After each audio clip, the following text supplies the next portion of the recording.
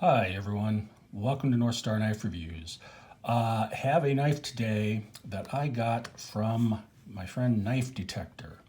I'm going to assume that most people who are watching this probably also watch Knife Detector's channel, but if you don't, you really should. Got some great content, has some really interesting knives, and is really a stand-up guy. All right, so if you don't already watch him, please go do it. He sent me this knife and this really cool sticker. Now, Knife Detector was one of the people who gave me a lot of encouragement and some feedback when I first started this channel. And so what I did was I had sent him a knife.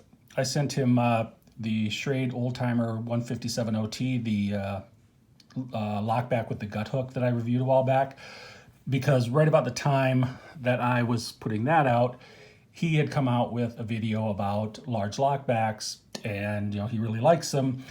And I didn't see one of those in there, so I thought, you know what, let's give him one for his collection. Hopefully he'll use it more than I will. So I sent it off. I wasn't expecting anything back. I just wanted to thank him for the support he'd given me at the start. But week and a half or so later, I got this knife and this sticker in the mail. And so first off, thank you so much to Knife Detector. This is a really cool knife. I really like it. And we're going to take a little look at it today. This is the SOG, see on here, Aegis FL. Now the SOG Aegis comes in a number of different finishes and styles. You can get it with G10, you can get it with an axis lock rather than the liner lock, and they range quite a bit in price. I've actually, over the last year or two, I'd looked at the Aegis a number of times. I even had one in my cart a couple of times. I think I had this one in my cart. I also had one with some G10 on it in my cart. Just never pulled the trigger because I'm not a wealthy guy by any means. So I could only buy a certain number of knives. I had to pick and choose, and decided I'll just wait with this. But after having this in hand, if I'd known then what I know now, I would have definitely pulled the trigger because I really like this knife. So thank you again to Knife Detector. All right, let's take a look at this beauty. Okay, as I said, SOG Aegis FL. You can see that this has the stonewashed stainless steel handles and the stainless steel blade. The open length on this, let me line it up. I know it might not look like it's lined up from the camera, but it is lined up here. And we have 1, 2, 3, 4, 5, 6, 7, and about 3/4 inches. The blade on this is about 3 1/4 inches long with just maybe a 3 1/8 inch cutting edge.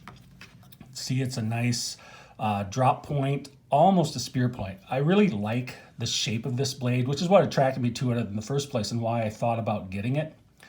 Now you can see it has some jimping here. It is a frame lock.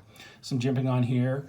The blade was just slightly loose when it came to me. I just tightened the pivot pin a little bit, and now it is perfectly fine. This rolls out nicely, rolls back in. Has the deep carry pocket clip. Now, the pocket clip is not my favorite, I will admit. Not exactly discreet because it says SOG on it. The other thing, because the screws stick up, it is a little bit tough to get all the way in and out if you have jeans or something like that. And I have been carrying this pretty much every day since I got it because I wanted to test it out. And I have taken it outside. I have, cut rope. I've done some stuff in the yard, brought it inside, used it for some food prep. And I got to tell you, this is a very slicey blade. You can see on here, one, it's very pointy, so you can pierce things, but also you can see it's a pretty thin blade stock. Not flimsy thin, but thin compared to a lot of knives. For example, here is my Ontario Rat 1, and you can see it is substantially thinner than the blade stock on the Rat 1. Now, that, combined with the fact that this is a moderately tall blade, means that you get a really acute angle off the edge, and it also tapers down as you get near the tip. Quite honestly, this comes very close to rivaling my Opinels for sliciness, and if you have an Opinel or you've ever used one, you know they are very, very slicey knives. This comes very close to that.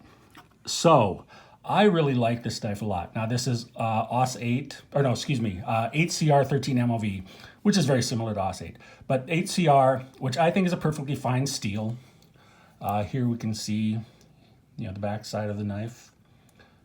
I think 8CR is a perfectly fine steel. The price on these, if I remember correctly from when I was looking, these run $20, $22, something like that. And yeah, you could get something with a D2 blade for probably 25 or 26. But quite honestly, I like 8CR, particularly when it's like this, very slicey. You strop this regularly, give it a little touch up once in a while, and this is going to be perfectly fine for you, even if it doesn't hold an edge quite as long as D2. In many ways, I like the 8CR better.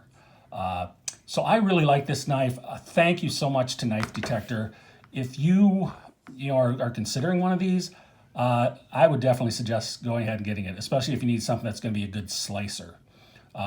Really good for food prep, things like that. All right, thanks again, my friend. You all have a good day. Thank you very much. Please subscribe, and I will catch you next time.